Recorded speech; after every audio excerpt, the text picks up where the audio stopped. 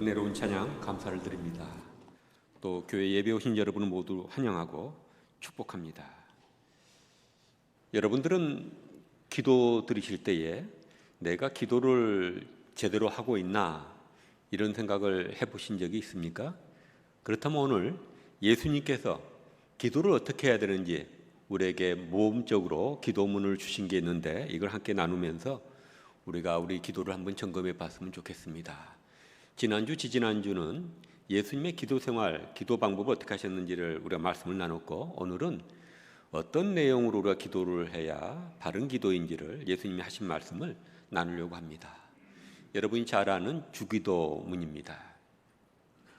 근데 우리가 주기도를 할 때 주기도는 초대교회 때부터 공동 기도문 형태로 해왔기 때문에 그냥 주문 외우듯이 별 감동 없이 그냥 같이 기도를 하는 경우들이 있습니다. 그러나 오늘 우리가 예수님의 그 목적을 살펴보시면서 내용을 한번 살펴보면 큰 도움이 될 겁니다. 주기도는 신약 복음서에 두 군데 나와 있습니다. 마태복음서 오늘 읽은 부분하고 누가복음서 11장 2절에서 4절에 나와 있습니다.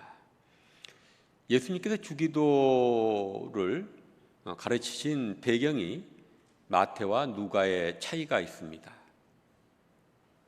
마태는 오늘 보면 예수님이 기도를 어떻게 해야 되는지를 가르치시면서 모범적인 사례로 너희는 이렇게 기도하라 하면서 지금 주기도를 가르쳐 주신 것으로 되어 있습니다. 근데 누가복음서 11장에 보면 세례 요한이 제자들에게 아마 기도를 어떻게 해야 되는지 가르쳤던 모양입니다. 이것을 듣고 12제자가 예수님께 나와서 세례 요한이 그의 제자들에게 기도를 가르쳐 준 것처럼 우리에게도 기도를 가르쳐 주십시오 라고 하니까 예수께서 이 주기도를 가르쳐 준 걸로 되어 있습니다. 주기도를 가르쳐 준 배경이 이유가 마태와 누가의 차이가 있죠. 왜 이런 차이가 있을까?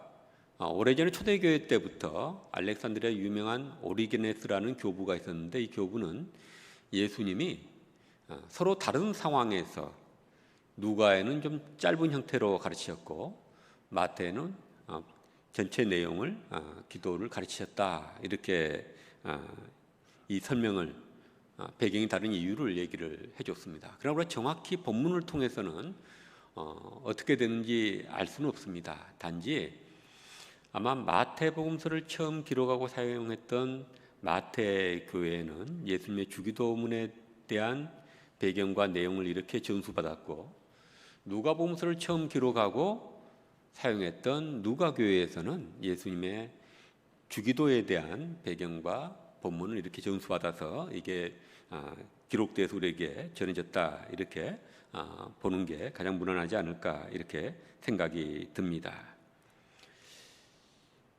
주기도는 크게 전반부와 후반부로 나눕니다. 전반부는 하나님을 위한 기도 세 가지 간구가 나와 있고 후반부는 우리를 위해서 간구하도록 한 세 가지 간구가 나와 있습니다. 누가에는 하나님을 위한 간구가 세 개가 아니고 두 개가 돼서 5개의 간구로 이루어져 있습니다. 그러나 큰 문제가 없다는 것을 여러분들이 이따가 알게 될 겁니다.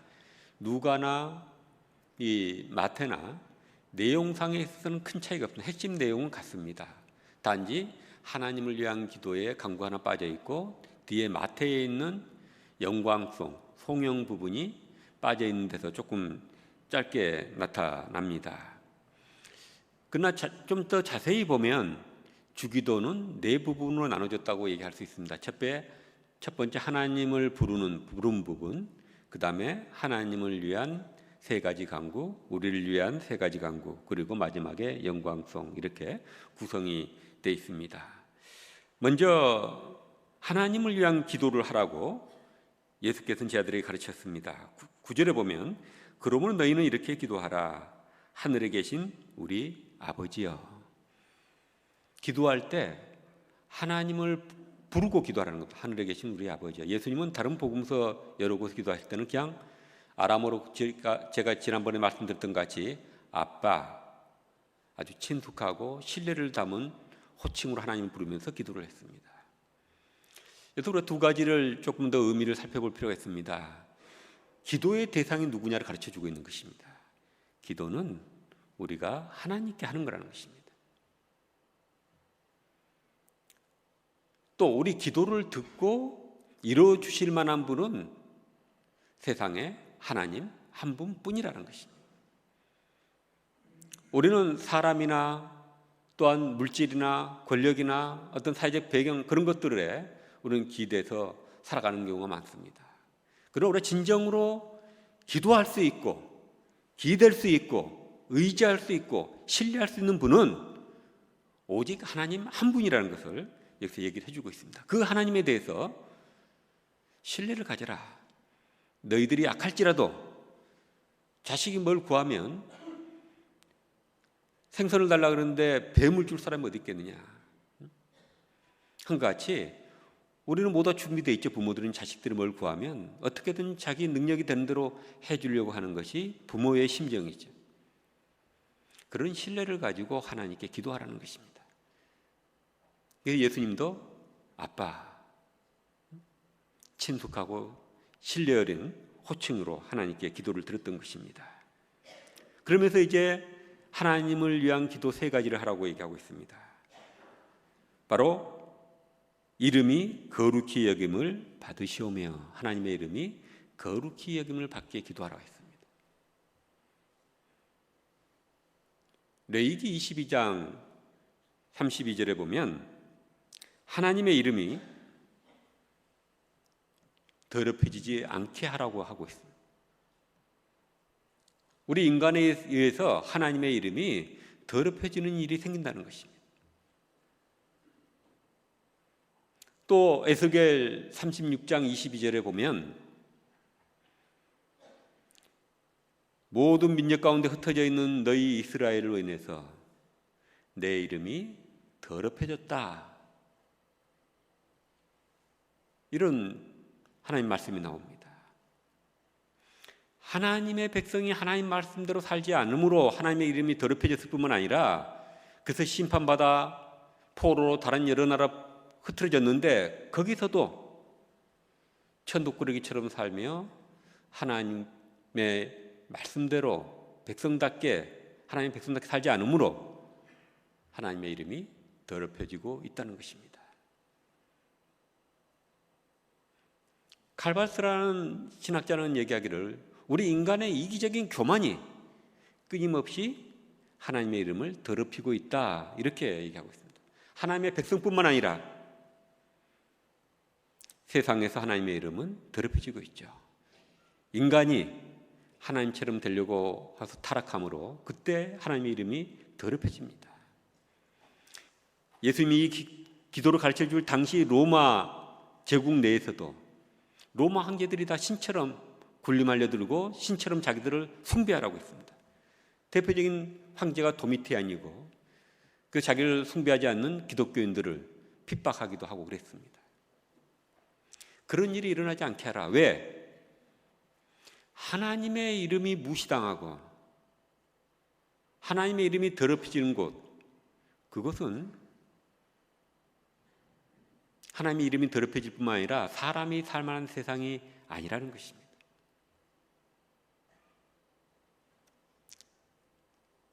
하나님의 이름이 더럽혀지고 인간의 이름이 높여지는 곳은 독재사회인 것입니다.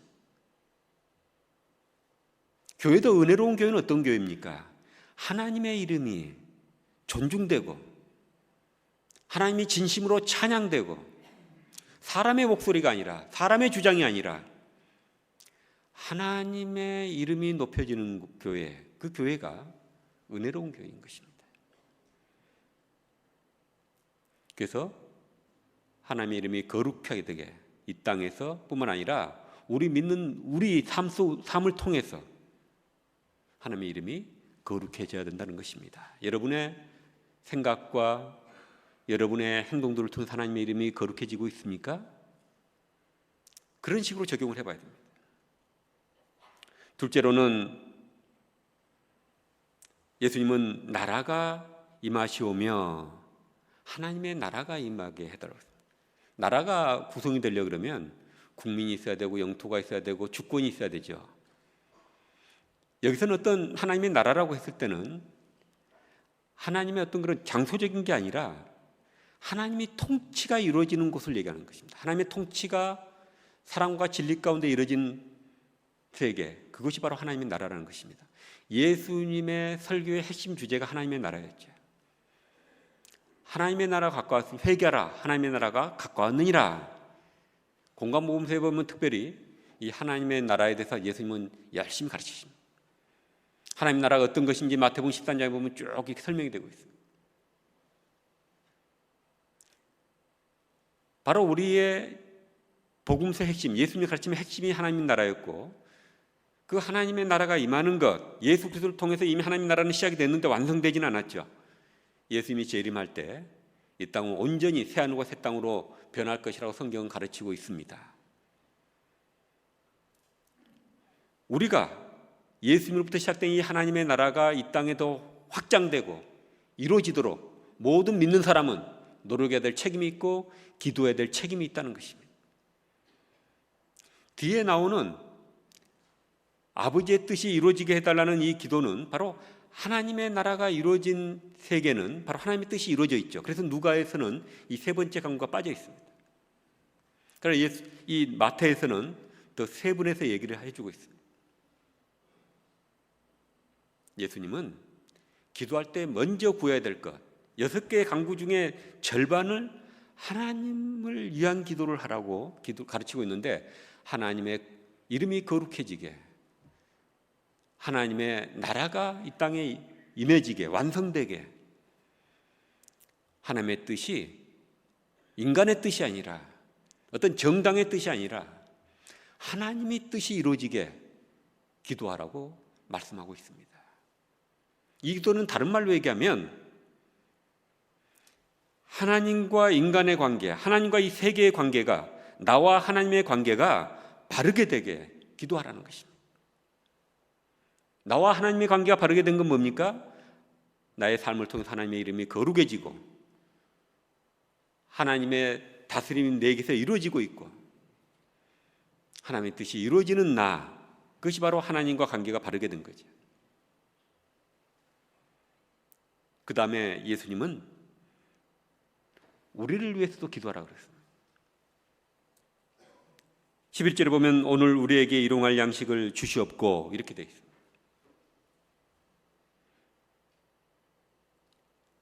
어떤 사람은 갑자기 우리를 위한 기도가 전환될 때 당혹스러움을 느끼는 분들도 있을 거예요. 앞에는 고상한 차원의 기도가 나오다가 갑자기 우리 먹거리를 위해서 기도하라 그러니까 좀 수준이 낮아진다고 느끼는 사람들이 있어요. 그 사람은 이원론적 사고를 가지고 있는 분일 가능성이 큽니다.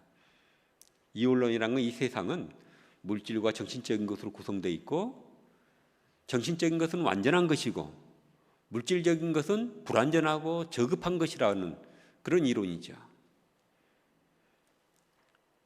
근데 성경은 그렇지 않습니다. 성경은 우리 사도신경에서도 첫 번째 하나님에 대한 고백할 때 창조주 하나님을 고백하지 않습니까? 하나님은 정신적인 것뿐 아니라 물질도 자연과 물질도 창조하셨고 우리 인간에게 이 물질도 필요하다는 것을 인정하시는 하나님이십니다. 근데 여기서 중요한 것은 뭐냐면 일용할 양식이라는 것입니다. 이게 중요합니다. 여기는 중요한 정신이 들어 있습니다. 우리에게 물질이 필요하다는 것은 인정하는데 우리가 물질에 지배를 당하면 안 되고 탐욕을 가지고 살아가면 안 되고 물질을 다스리며 살아가라는 것입니다. 예수께서 사람은 두 주인을 섬길 수 없다고 얘기하죠. 재물, 만몬과 하나님을 동시에 섬길 수 없다. 인간들은 물질을 하나님만큼 중요시 여기기 때문에 물질이 많은 사람들에게 우상이 되어 있다는 것입니다. 경계하는 것이죠. 오늘 필요한 것을 구해라. 내일 하나님이 주실 것이다. 만나를 공급해 주시는 하나님의 정신이죠. 만나를 이스라엘 사람들한테 줄 때 모세는 하루 먹을 것만 주어라고 했습니다. 근데 내일이 걱정되는 사람들이 내일치까지 걷고 많이 거둔 사람들은 그 만나를 벌레들이 다 먹어버리고 상해버렸어요. 하나님은 오늘 나와 함께하는 하나님이 내일도 함께 하시는 하나님이라는 것을 믿고 살기를 원하신다는 것입니다. 그 정신이 여기 들어있습니다. 조금 더 나가보십시오. 예수님은 내일 일을 위해 염려하지 말라고 그랬습니다.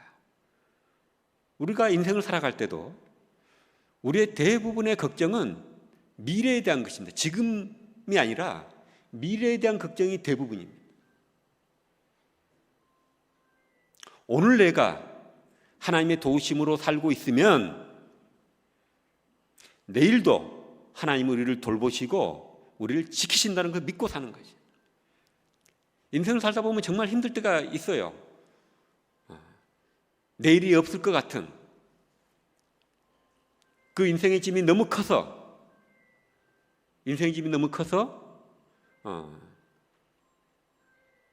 걱정하지 마십시오. 제가 더 크게 설교하겠습니다. 인생의 짐이 너무 커서 감당할 수 없을 때가 있어요. 그때 여러분은 어떻게 하시냐면 오늘 질 짐만 지는 것입니다. 오늘만 내가 살아내자. 내일 하나님과 살아내면 된다. 근데 내일까지 생각하니까 힘든 거예요. 이 일이 언제 끝나려나? 이 일이 도대체 끝나는 날이 오려나? 이런 고민이 우리한테 있는 것이죠.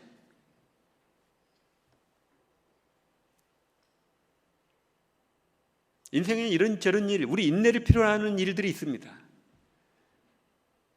걱정하지 마시고 그냥 오늘 우리가 해야 될 일만 하자. 하루하루 주님과 더불어 가면 이 일이 언젠가는 끝날 것이다. 그런 믿음으로 사는 게 우리에게 굉장히 중요하고 그런 정신을 오늘 일용할 양식을 구하는 데서 나타내 보이십니다. 그 다음에 12절에 보면 우리가 우리에게 죄 지은 자를 사하여 준 것 같이 우리 죄를 사하여 주시옵고 라고 얘기하고 있습니다. 이걸 어떻게 보면은 하나님의 용서가 좀 조건적인 것처럼 느낄 수 있습니다. 우리가 다른 사람의 죄를 용서했기 때문에 나를 이제 용서해 주십시오. 이렇게 들릴 수가 있습니다. 하나님은 조건적이지 않으시고 무한히 용서하시고 무한히 사랑을 베푸신 분이시죠. 여기는 중요한 다른 면을 가르쳐주고 있습니다. 우리가 죄 용서받기를 위해서 기도하라는 것은 뭐냐면 우리는 연약하고 죄를 짓는 존재라는 것입니다.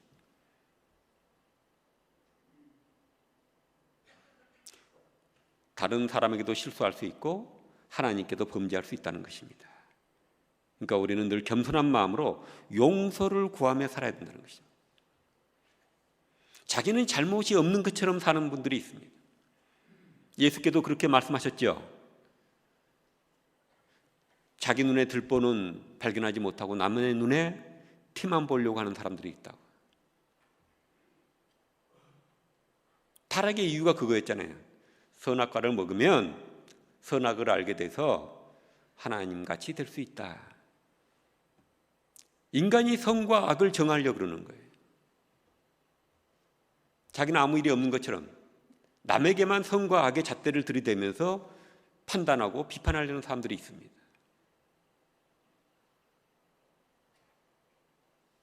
이기적 교만이죠. 예수님은 너가 용서받는 존재, 너희들은 용서를 받아야 될 존재들이다. 그걸 알아라. 그래서 하나님께 겸손히 무릎을 꿇고 당신의 자비가 필요합니다.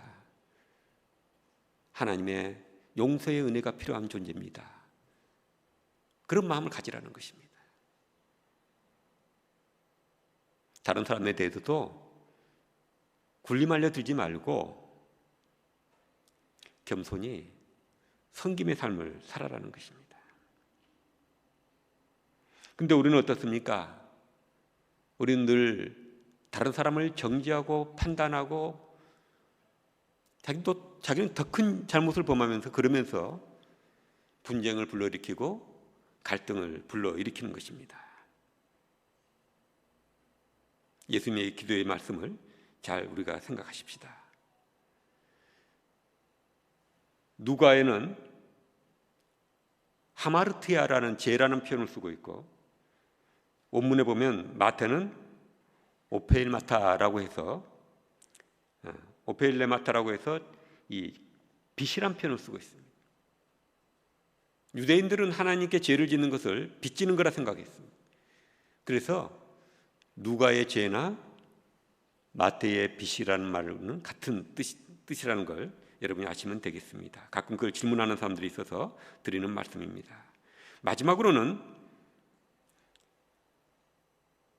13절에 보면 우리를 시험에 들게 하지 마시옵고 다만 악에서 구하시옵소서 라고 되어 있습니다. 우리를 시험에 들게 하지 마시옵고 다만 악에서 구하시옵소서. 시험과 악으로부터 우리를 구해 주소서.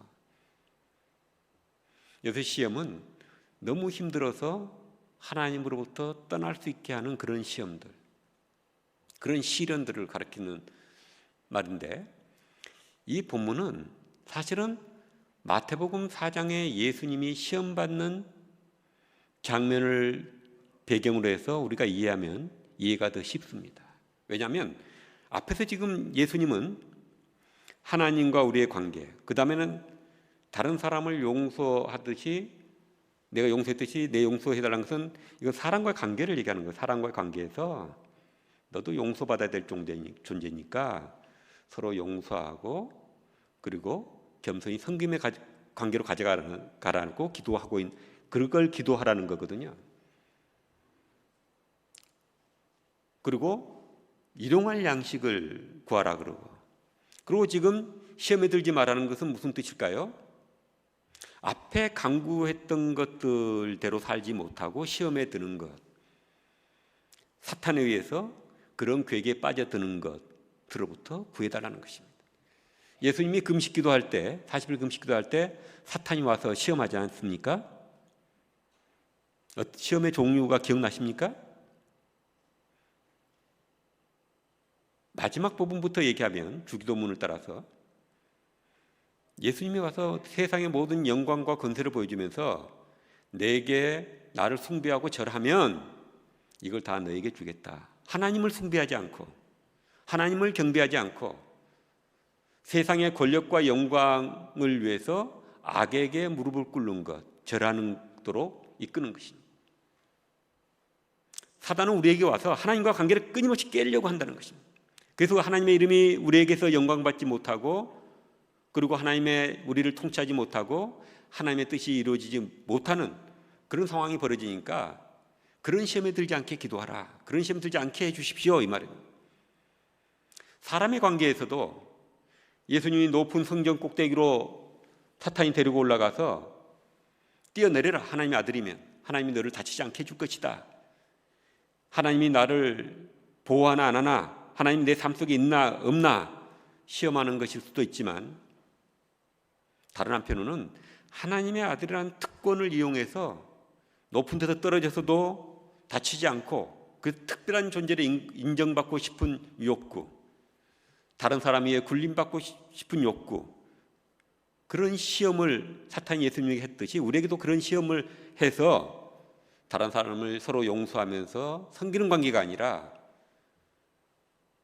군림하려고 하는 그런 교만의 시험에 들지 않게 해달라고 지금 기도하라는 것입니다. 마지막으로 예수님이 40일 동안 굶주렸을 때 사탄은 와서 내가 하나님의 아들이거든 이 돌들로 떡덩이가 되게 하라, 하나님의 창조의 질서, 하나님이 돌과 떡으로 따로 만들어놨는데 창조의 질서를 어겨서라도 너 이익을 위해서 하나님이 주신 하나님의 아들이라는 메시아의 그런 권능을, 하나님의 부르심, 하나님의 소명을 쓰지 않고 내 배 채우는데 쓰도록 유혹하는 거죠. 매일의 양식을 구하는 삶이 아니라 재물을 위해서라면 수당반복거리지 않는 돌로 떡을 만들기도 하고, 세상에서 많이 일어나는 일들이잖아요. 자기 이익을 위해서 자연 파괴도 서슴지 않고 다른 사람 파괴하는 일도 서슴지 않고 살아가지 않습니까? 그런 시험에 들지 않게 기도해라, 이 말씀을 지금 하고 계신 것입니다. 그리고 마지막 영광송, 나라와 근세와 영광이 아버지께 영원히 싸움나이다. 이것은 우리가 기도할 때마다 성가대에서, 찬양대에서 또는 솔리스트 나와서 기도꾼 나와서 영광송을 올리는 건 뭡니까? 우리 기도를 주님께서 들으신 줄로 믿습니다. 그 믿음의 확신을 드러내는 거죠. 마지막에 하나님께 감사하고 우리 기도를 들으실 거라 믿고 영광송으로 기도를 끝내는 거죠. 기도를 할 때 믿음의 확신으로 기도하는 게 중요한 것입니다. 믿음의 확신 없이 하는 기도는 이루어지지 않는다고 성경은 얘기하고 있습니다. 그러면서 우리가 이제는 이 주기도문의 중요한 것을 하나 알아야 될 것은 뭐냐면, 주기도문을, 이 주기도를 공동기도로 하다 보니까 주문 외우듯이 우리가 하는 거예요. 이 주기도문의 소중함을 모르는 것입니다. 주기도를 드릴 때 여러분 이렇게 기도해 보십시오. 아침 기도라면 저는 기도를 그렇게 많이 합니다. 오늘 하루를 시작합니다. 아버지, 오늘 제가 하는 생각과 제가 하는 결정들과 제가 하는 일들을 통해서 아버지의 이름이 거룩해지게 해주십시오. 하나님의 뜻이 이루어지게 해주십시오. 그렇게 될 수 있도록 주님께서 나를 통치해 주시고 인도해 주십시오 라고 기도를 합니다. 그러면 그 기도가 이 중심이 탁 서요. 내가 어떤 생각으로 살아야 되는지, 내가 어떻게 행동해야 되는지가 탁 질서가 섭니다. 자녀들을 위해서도 그렇게 기도하십시오. 우리 자녀들이 세상 살아가는 동안에 그들의 삶을 통해서 아버지의 거룩함이 드러나고 아버지께서 그들을 다스려 줌으로 그들의 삶이 하나님의 뜻을 이루는 삶이 되게 해주십시오. 그처럼 좋은 기도가 어디 있습니까?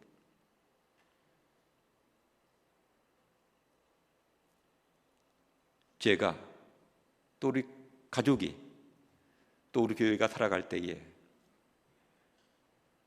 물질에 탐하지 않고 물질에 지배받는 존재들이 아니라 하나님을 믿고 탐욕으로부터 자유롭고 매일매일 일용할 거 있는 것으로 감사하는 삶, 베푸는 삶이 되게 해 주십시오 라고 기도하는 거죠. 오늘도 하나님 나를 용서하시는 것 같이 나는 용서가 필요한 존재입니다. 다른 사람에게 용서받고 또 용서하는 존재로 살아가게 해주십시오. 사람 사이에 그래서 평화가 있는 삶을 살아가게 해주십시오. 그래서 주기도문으로 기도의 꽃다발을 만들어라, 이런 말이 있습니다. 주기도의 한 절 한 절을 내 삶에 또 가족, 교회에 적용시키면서 또 그 주제를 더 확장해서, 아까 그거 아니에요? 일용할 양식에서부터 매일매일 하나님께 맡기고 삶을 살아가는 쪽으로 기도를 확장해서 기도를 하면 여러분의 기도 생활이 굉장히 풍요해집니다. 어떤 때 기도가 안 될 때도 기도의 내용이 딱 잡히게 되고, 그렇게 기도에 나가면 기도도 잘 되고 기도가 풍성해집니다. 여러분들이 주기도를 깊이 이해해서 여러분의 기도 생활이 더욱 풍성해지기를 바랍니다.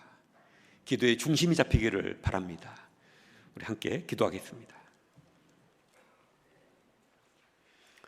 여러분의 치유 회복을 위해서 제가 기도하겠습니다.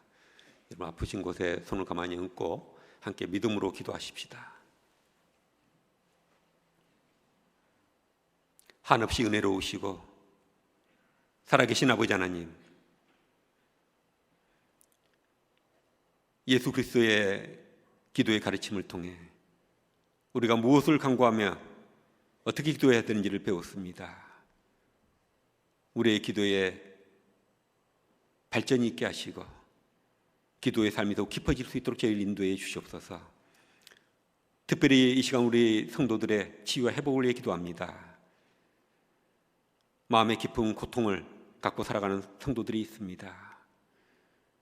여러 사람들과 관계에서 상처받은 것들도 있고 인생이 너무 힘들어서 희망도 잃어버리고 온통 어둠 가운데 방황하는 영혼들도 있습니다.